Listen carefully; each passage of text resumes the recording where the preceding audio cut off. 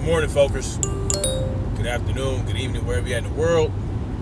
Snapzilla Gorilla of the definition of anarchy, coming at y'all with a very informational video.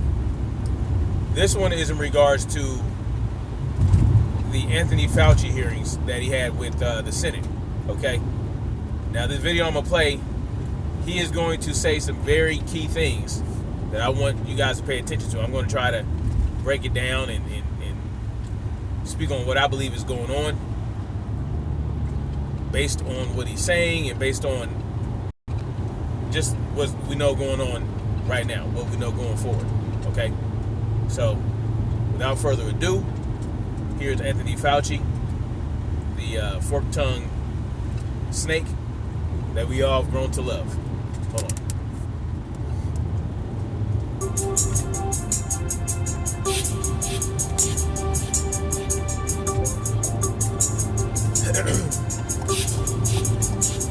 What we have worked out is a guideline framework of how to safely open America again.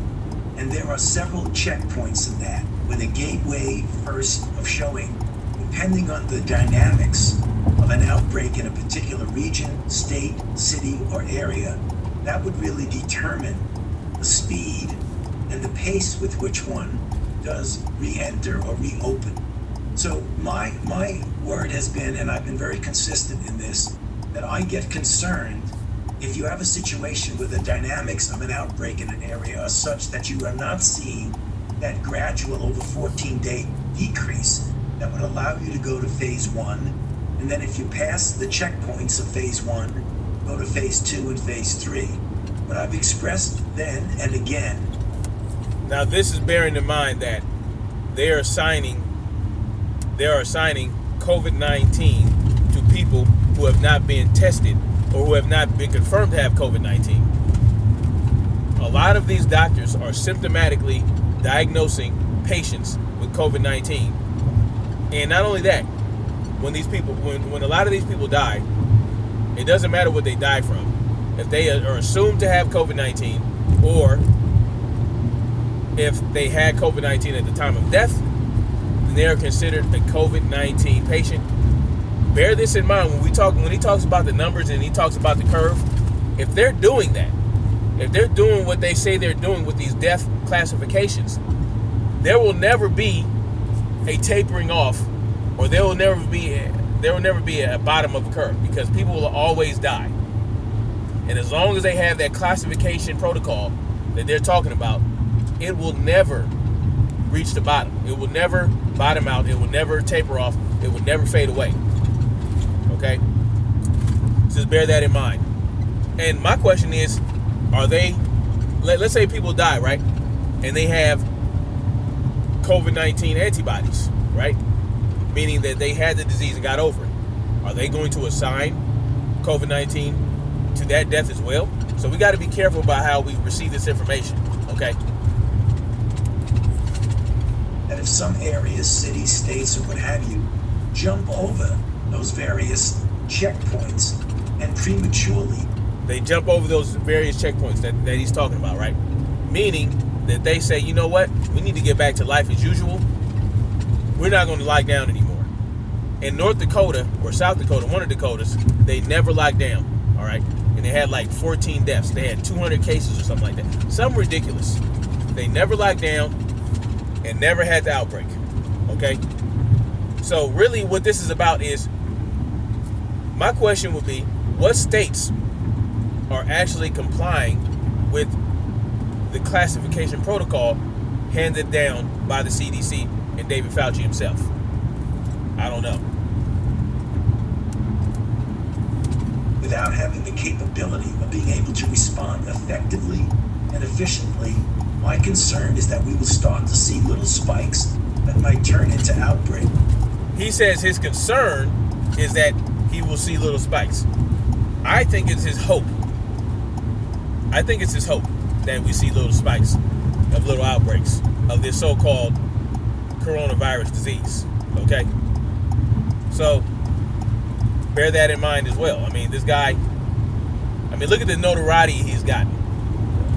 look at the amount of money that is probably going into his pocket right now, based on this COVID-19 stuff. You know, we already know he was doing some shady shit in China with that Wuhan lab and all this other stuff, and doing just a lot of shady things going on with this character right here. And we're supposed to believe and trust in what he's saying, man. Even if they're doing it at an appropriate pace, which many of them are and will, namely a pace that's commensurate with the dynamics of the outbreak, that they have in place already the capability that when there will be cases, there is no doubt, even under the best of circumstances, when you pull back on mitigation, you will see some cases appear. It's the ability and the capability of responding to those cases with good identification, isolation, and contact tracing will determine. And that's the key. Isolate, contact tracing. Okay? They want to be able to track you down. They want to trace everybody you've been in contact with so they can isolate people. Okay? Now, a lot of these tests are coming up with false negatives, false positives. They're very inaccurate. And now we're supposed to trust this 5-minute test they're talking about. We're supposed to trust the blood test that shows antibodies. You get a false positive, and next thing you know, they're tracking down everybody you've been in contact with, and they're isolating them for what? Never mind the possibility that people may be snatched from your home. And then we have HR 6666, which would provide the funds for mobile units to come to your house and test you at your home. Who is getting paid for all this? Who benefits?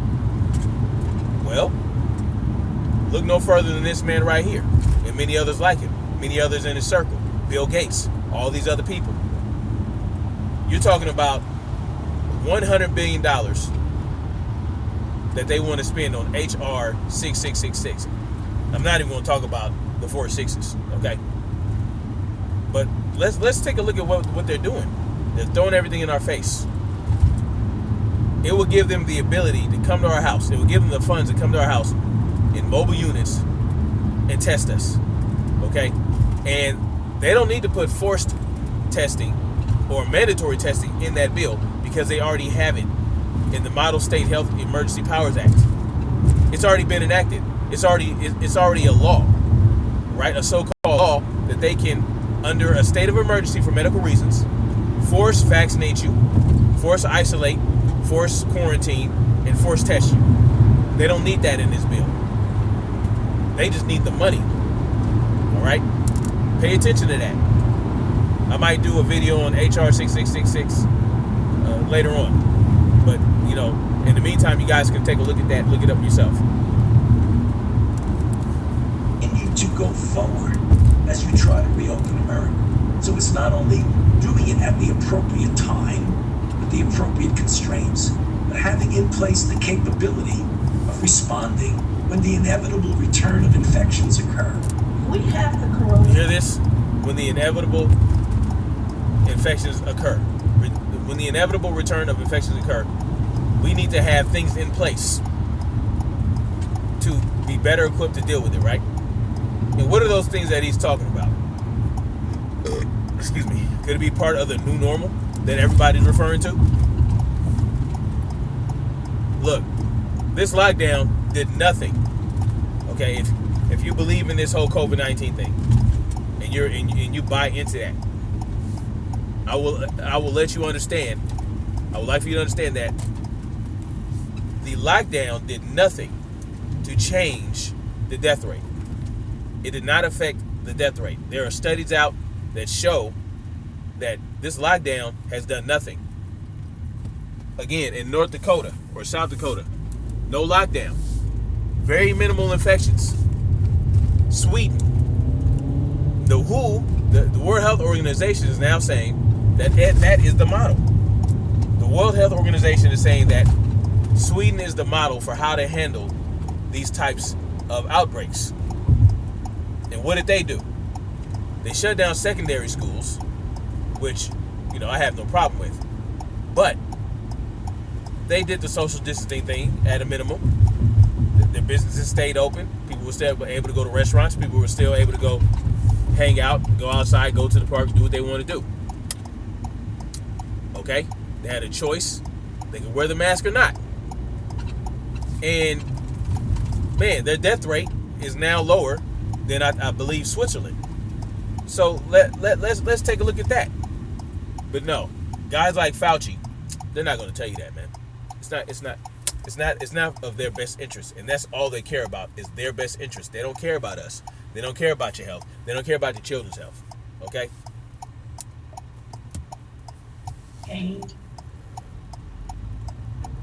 Senator, thank you for the question. Right now, it depends on what you mean by containment. If you think that we have it completely under control, no. And if you look at the dynamics of the outbreak, and we are seeing a diminution of hospitalizations and infections in some places, such as in New York City, which has plateaued and started to come down, New Orleans, but in other parts of the country, we are seeing spikes. So when you look at the dynamics of new cases, even though some are coming down, the curve looks flat with some slight coming down. So I think we're going in the right direction. But the right direction does not mean we have, by any means, total control of this outbreak. When you talk about will this virus just... And they don't want total control of the outbreak, from what I believe. Based on their actions, based on the things they're doing, based on trying to keep people inside their homes and compromise their immune system, forcing people to wear masks hours and hours and hours a day, diminishing their health. It just all adds up to being more susceptible to diseases. Okay? So, miss me with that, Mr. Fauci. Many times, and that is just not going to happen because it's such a highly transmissible virus. And even if we get better control over the months, it is likely that there will be viruses somewhere on this planet that will eventually get back to us. And, this whole virus thing, look, from what I researched and from what I understand and from what many medical experts have attested to, viruses are endemic to the human body. They're not floating around in the sky. They're not frozen in the tundra. They're not, you can't, listen, look, man, I don't know what to tell y'all, man. It's a bunch of nonsense what they're saying about viruses in my mind, based on what I've seen. But, it is what it is. Towards the possibility of a rebound and a second wave of the fall is that A, it's entirely conceivable and possible that it would happen, but B, I would hope that between now and then, given the capability of doing the testing that you've heard from Admiral Jawad, and the ability of us to stock up on personal protective equipment, and the workforce that the CDC under